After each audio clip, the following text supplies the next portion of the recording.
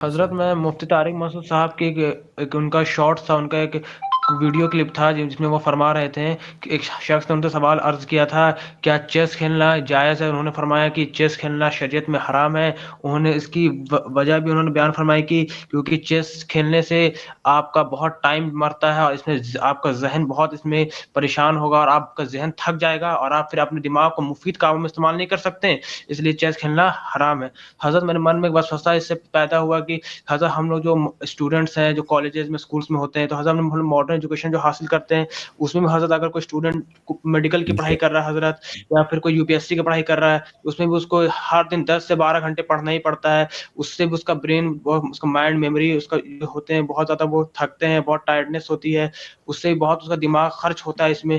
حضرت کیا جو یہ سب جو انہوں نے فرمایا جو اس کو دیکھیے، جو انہوں نے یہ کہا کہ چیس کھیلنا شطرنج کھیلنا جائز نہیں ہے، بالکل صحیح کہا انہوں نے بالکل بجا فرمایا. اور اگر وہ یا کوئی یہ کہتا ہے کہ چیس اس لیے حرام ہے کیونکہ اس میں دماغ خرچ ہوتا ہے، اس میں محنت لگتی ہے، تو یہ بات بالکل غلط ہے کہ چیس کے حرام ہونے کی وجہ اس میں دماغ لگنا یا محنت لگنا ہے. یہ جو سبب انہوں نے بتایا نا، اسی سبب کی وجہ سے آپ کے دماغ میں شبہ آ رہا ہے، اور یہ جو سبب ہے یہ سبب غلط ہے، اس لیے حرام نہیں ہے چیس کہ اس میں دماغ لگتا ہے.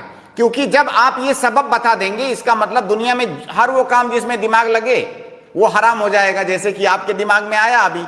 سبب یہ نہیں ہے، سبب یہ ہے پہلا اور بنیادی سبب جس پر ہر مسلمان کو ایمان اور عقیدہ رکھنا چاہیے کہ ہماری شریعت نے اس کو حرام قرار دیا تو حرام ہے، سبب سمجھ میں آئے یا نہ آئے. سبب سمجھ میں آئے یا نہ آئے، حرام قرار دیا تو حرام ہے.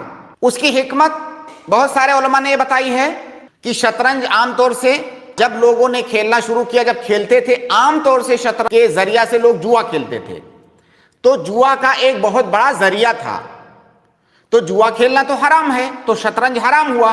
اب کوئی یہ کہہ سکتا ہے کہ بھائی میں جوا نہیں کھیلوں گا، میں ایسے ہی دل بہلانے کے لیے کھیلوں گا.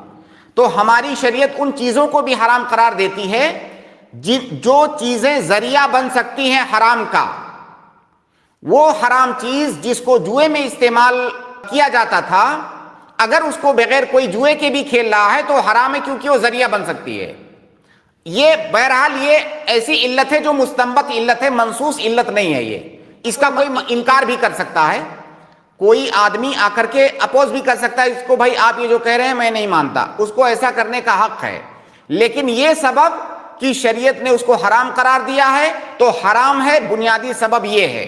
اس کا یہ سبب نہیں ہے کہ اس میں دماغ لگتا ہے اس لیے حرام ہے.